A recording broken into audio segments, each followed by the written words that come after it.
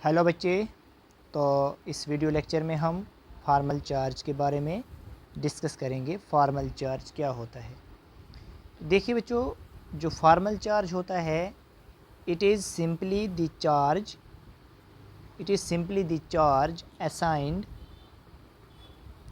Charge assigned to individual atom, right, in a molecule or ion, right।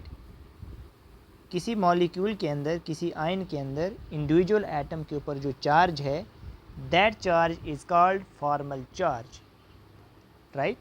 और formal charge जो है calculate करने के लिए हमारे पास एक फार्मूला है, राइट।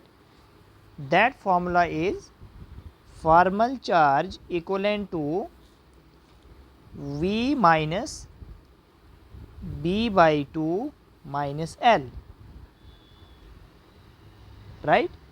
कुछ बुक्स पे -L पहले लिखा है, -B/2 बाद में लिखा है, तो मैं इस फॉर्मूले को इस तरीके से लिखता हूँ, राइट। अब देखिए इस फॉर्मूले के अंदर ये टर्मिनोलॉजी जो है इसका क्या मीनिंग है। जो हमारे पास V है it is number of valence electrons. V क्या होगा बच्चे? नंबर ऑफ वैलेंस इलेक्ट्रॉन्स होंगे। हमारे पास जो B है, B क्या है बच्चे? Number of bonded electrons, right. Number of bonded electrons, right. Number of bonded electrons और बॉन्ड पेयर ऑफ इलेक्ट्रॉन्स भी मैं कह सकता हूँ। और बच्चे जो हमारे पास ये L है, L क्या है हमारे पास? Unbonded electrons, right. Number of unbonded electrons, जो अनबॉन्डेड इलेक्ट्रॉन्स है, राइट। तो बच्चे याद रखिएगा कि जो अनबॉन्डेड इलेक्ट्रॉन्स होते हैं उनको हम लोन पेयर कहते हैं, lone pair of electrons, right. जो इलेक्ट्रॉन्स बॉन्डिंग में पार्टिसिपेट नहीं करते they are called lone pair of electrons, और जो बॉन्ड फॉर्मेशन में पार्टिसिपेट करते हैं they are known as bond pair of electrons. तो lone pair and bond pair, right. देखिए बच्चे आपने ये फॉर्मूला नोट किया है। तो अब देखिए बच्चे हम एग्जांपल लेते हैं, राइट। सबसे पहले हम आयन का एग्जांपल लेते हैं। आयन के अंदर फार्मल चार्ज को डिस्कस करते हैं बच्चे। देखिए बच्चे हमारे पास जैसे सबसे पहला आयन जो है सल्फेट आयन, जिसका फॉर्मूला होता है SO4 2-। ठीक है बच्चे, दिस इज़ सल्फेट आयन। क्या कहते हैं बच्चे इसे कहते हैं हम सल्फेट आयन। देखिए बच्चे सल्फेट आयन के लिए हमारे पास रूल्स जो हैं वही हैं जो हमने लेविस स्ट्रक्चर ड्रा करने के लिए जो रूल्स आपको बताए थे कि how to draw the Lewis structure of a molecular ion. तो पहला स्टेप जो है SO4 2-। सबसे पहला स्टेप क्या है कि आप टोटल वैलेंस इलेक्ट्रॉन्स कैलकुलेट कीजिए। तो सल्फ़र के जो वैलेंस इलेक्ट्रॉन्स होते हैं तो वो हमारे पास कितने होते हैं? 6, राइट। प्लस में एक ऑक्सीजन के वैलेंस इलेक्ट्रॉन होते हैं 6, और यहाँ पे 4 एटम्स हैं टोटल, राइट। प्लस में ये 2- जो हैं 2 इलेक्ट्रॉन्स, ये भी प्लस कर लेंगे। और टोटल इलेक्ट्रॉन्स कितने होंगे बच्चे? टोटल इलेक्ट्रॉन्स हमारे पास हो जाएंगे 6 4 are 22, 6 4 are 24 और 6 32 इलेक्ट्रॉन्स जो हो जाएंगे, टोटल इलेक्ट्रॉन्स हो जाएंगे, वैलेंस इलेक्ट्रॉन्स होंगे ये टोटल, राइट। 32 valence electrons. तो सबसे पहला स्टेप हमने जो है टोटल वैलेंस इलेक्ट्रॉन्स को कैलकुलेट कर लिया, राइट। 32 वैलेंस इलेक्ट्रॉन्स आए। सेकंड स्टेप क्या था बच्चे? सेंट्रल मेटल एटम किसे रखा जाए, सेंट्रल मेटल एटम किसे रखा जाए। तो देखिए सल्फ़र और ऑक्सीजन के केस में सल्फ़र जो है इट इज़ लेस इलेक्ट्रोनेगेटिव, तो लेस इलेक्ट्रोनेगेटिव एटम को हम सेंटर में रखते हैं, तो हमने जो है सल्फ़र को सेंटर में रख लिया और स्केलेटन स्ट्रक्चर ड्रा कर लेंगे। चारों ऑक्सीजन्स को मैं ऐसे रख सकता हूँ, राइट। और रूल था कि एक एक बॉन्ड जो है हर एक एटम्स के बीच में आप रख सकते हैं, राइट। और ये बॉन्ड जो है इक्वल साइज़ के बनाने होंगे, इज़न्ट इट।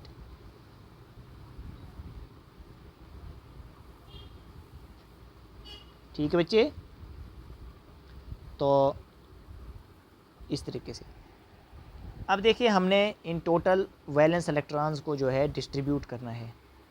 ठीक है बच्चे, डिस्ट्रीब्यूट करेंगे। सबसे पहले हमारे कितने इलेक्ट्रॉन डिस्ट्रीब्यूट हो चुके हैं? 2 यहाँ पे, 2 यहाँ पे, 4 2 6 2 8 हमारे पास डिस्ट्रीब्यूट हो चुके हैं और सल्फ़र का ऑक्टेट पूरा है। तो रेस्ट ऑफ द इलेक्ट्रॉन जो हैं in the form of lone pair यहाँ पे रह सकते हैं। 2 2 4 2 6 इलेक्ट्रॉन्स यहाँ पे दे दिए मैंने, 2 2 4 2 6 इलेक्ट्रॉन्स यहाँ पे दे दिए, 2 2 4 2 6 इलेक्ट्रॉन यहाँ पे और 6 इलेक्ट्रॉन्स मैंने यहाँ पे दे दिए। देखिए 24 इलेक्ट्रॉन्स हो गए ये लोन पेयर की फॉर्म में जो डॉट से बनाए हैं और 8 इलेक्ट्रॉन्स हो गए ये।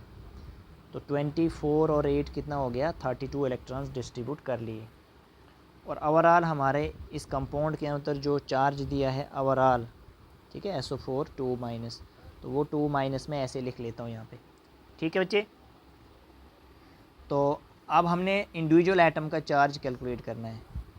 जैसे फॉर्मल चार्ज सबसे पहले हम सल्फ़र के ऊपर कैलकुलेट करते हैं, जो हमारे पास सल्फ़र है।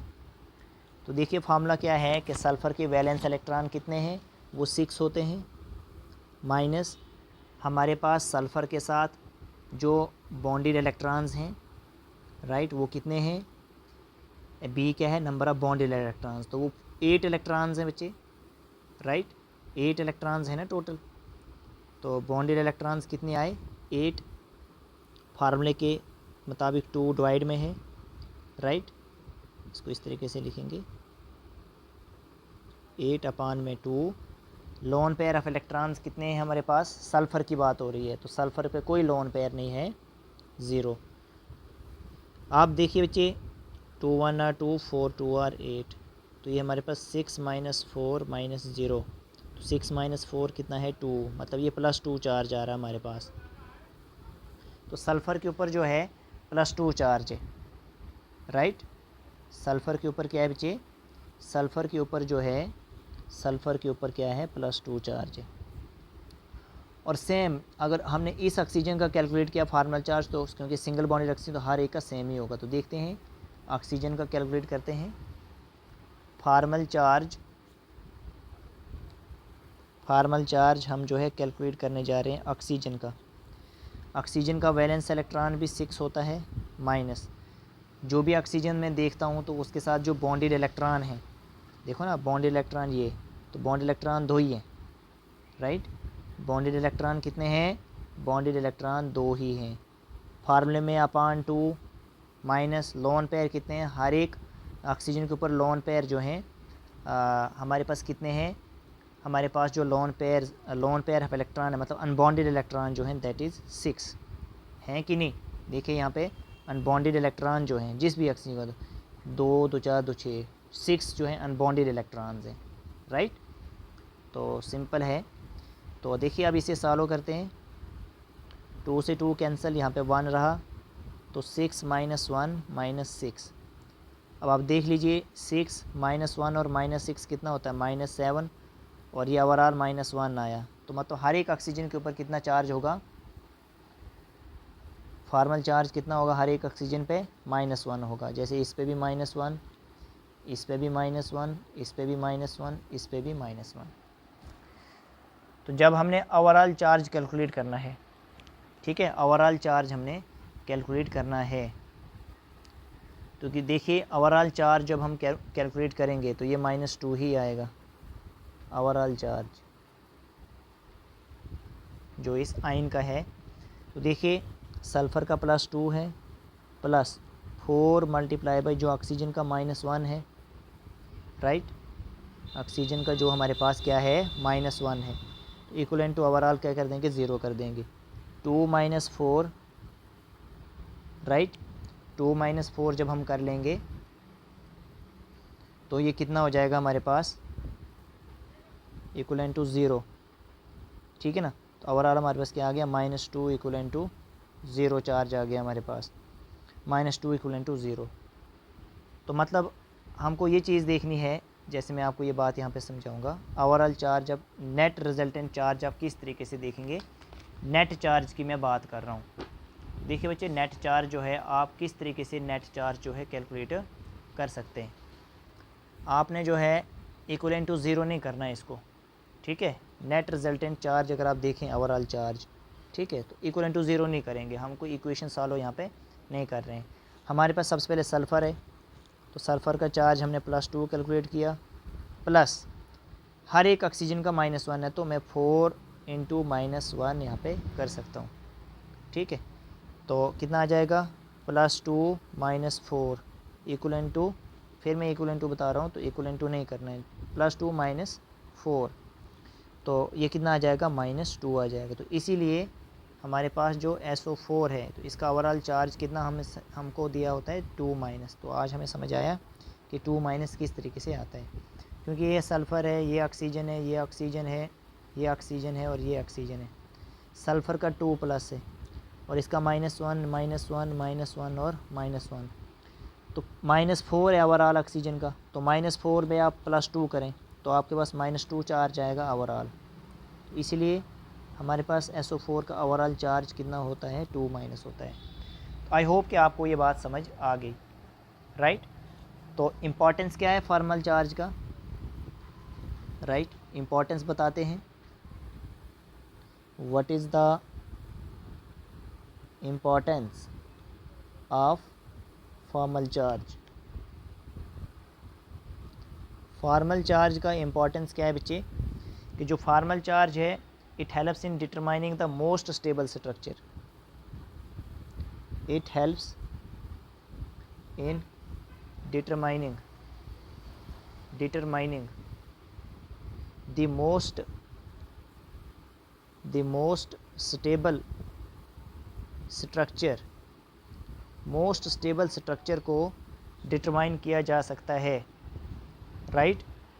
और मोस्ट स्टेबल स्ट्रक्चर कौन होगा, the structure which has minimum formal charge, the one which has minimum, कम से कम होना चाहिए, मिनिमम फॉर्मल चार्ज। जिसका फॉर्मल चार्ज कम होगा तो वो ज़्यादा स्टेबल होगा, जिसका फॉर्मल चार्ज ज़्यादा होगा तो वो हमारे पास कम स्टेबल होगा, राइट। तो इस वीडियो को हम यहीं पे स्टॉप करते हैं, ओके।